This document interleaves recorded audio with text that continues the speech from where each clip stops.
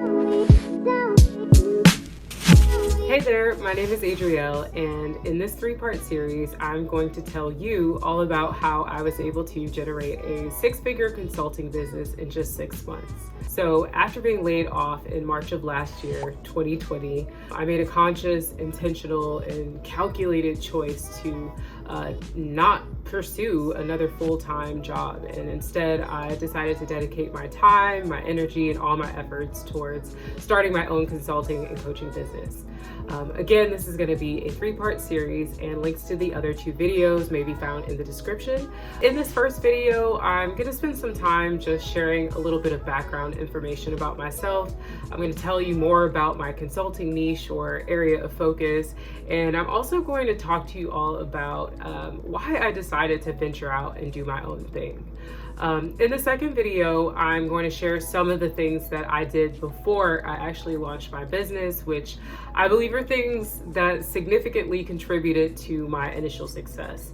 And then finally, in the third video, I want to share some steps that I took to actually launch my business and start generating revenue. So let's get started. So my career journey so far. My very first job was in career development, and while I grew to enjoy parts of it over time, and I met some really amazing people there as well, it wasn't even remotely what I'd picture myself doing. In undergrad, I studied recording music, and I thought once I graduated that I'd end up working in the music industry. I wasn't quite sure what job or role I would have, but I was just like, okay, recorded music, get your degree, get a job in the industry. That didn't happen. So I graduated, needed a job, didn't want to move back home, and I had few options. So I decided to take on an assistant role in career development. And at the time when I started, I think I made an annual salary of like $44,000. And I won't go into too much detail here, but I worked that job for several years and I just didn't feel fulfilled.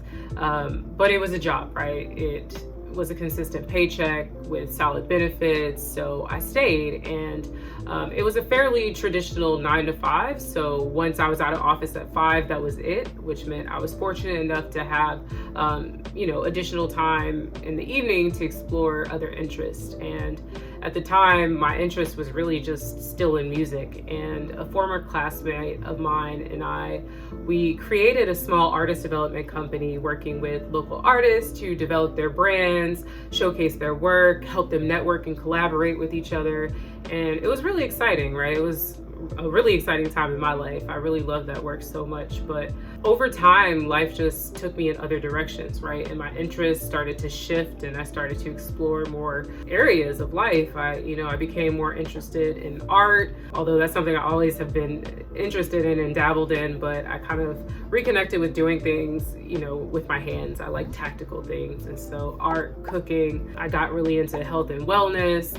I started exploring mental health and psychology and journalism, and music just kind of naturally and gradually took a back seat. I still, of course, has a lot of importance in my life. Music is a part of my daily, activity, but, in terms of what I was doing career-wise, things just shifted a lot. And so after nearly 4 years of being in this assistant role in career development, doing roughly the same thing every day, I could literally just close my eyes and do my job.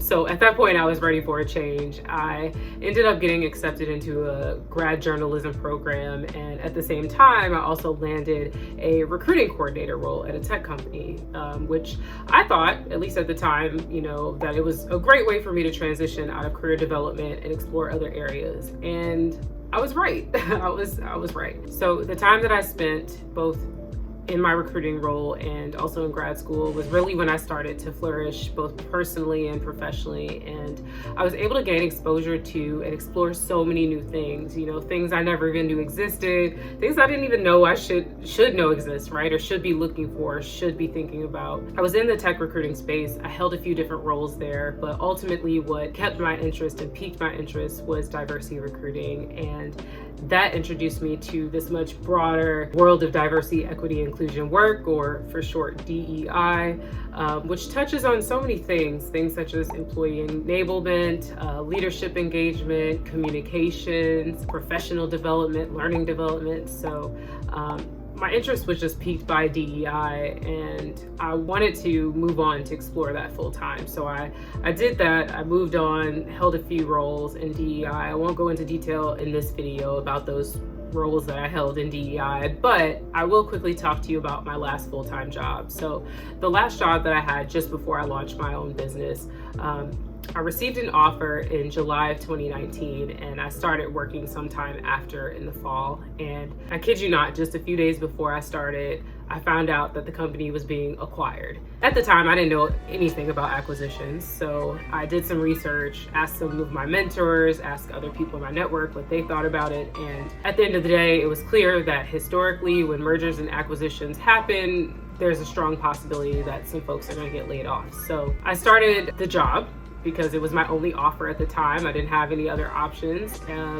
And you know, at the same time, I started job searching again, because I was like, if there's a possibility that I may lose my job in a few months, I want to be prepared. And so I started looking for roles again. I started networking like crazy. And as I was networking, I started really finding myself gravitating towards a bunch of coaches and consultants who were doing their own thing, who were entrepreneurs. And by speaking with them, I started to realize, like, I could do what they were doing, and I could create and run my own business. Let me pause here and just say, I've been thinking about this for a long time. Like, I had a plan. I'd been building out this plan where I wanted to go and, you know, hold another senior DEI role or two for at least a year, maybe 2, maybe 3 years, and then start my business, right? I didn't have plans to do it right away, but here I am. So, and remember, I told you I started applying for jobs again, even though I was starting this new job. Well, those jobs,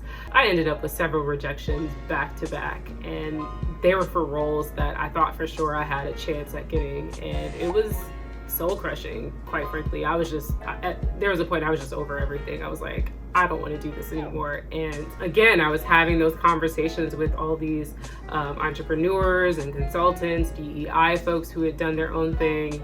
And I was like, you know what? I'm going to take a leap of faith and just try this. I'm going to start my own business. I want to work for myself and see what it's like.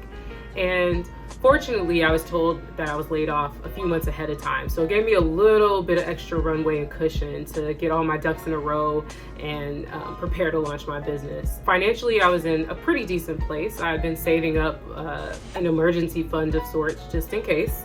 And I'm glad I did. It was enough to sustain myself for a few months, let's say 3 to 4. And in reality, that's not a lot of time, but it's what I had to work with. So I also knew that I had a really, really great support system. I knew that, you know, if everything went left, let's say I'm like about to be evicted, don't have, you know, a can of tuna or ramen in my cabinet, like, I know that I had people on my side who were gonna support me and make sure that I had the things I needed to survive if things went left. So took a leap of faith. I filed for my LLC in December 2019, spent the next few months transitioning out of my job and again, networking.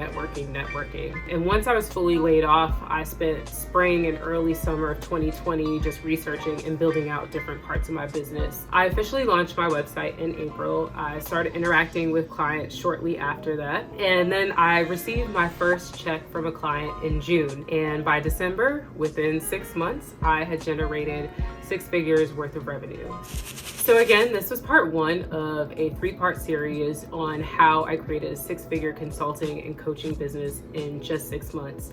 In the next video, I'll be sharing in detail some of the things that I did before I actually launched my consulting business. And my goal with the series is simply to share knowledge, right? To knowledge share. There are just so many things that go into starting a business and working for yourself. And it's kind of hard to piece together all those resources. And then you add in the mental, the physical, the emotional work that you have to contribute. And it can be really exhausting. So my hope is that by sharing my journey and knowledge with you and other entrepreneurs, freelancers, and consultants, especially my fellow Black women and DEI folks, that, you know, it's not only going to inspire you to start your own business, but will also provide you with some of those tools, some of those resources and actions, you know, for getting your business up and running and doing so really quickly. So thanks for listening, and please like and subscribe. I'll be posting more content in the near future. And if you have feedback, please give me feedback. This is my first video, so excited but a little nervous too. But again, thanks for watching. Hope to see you soon.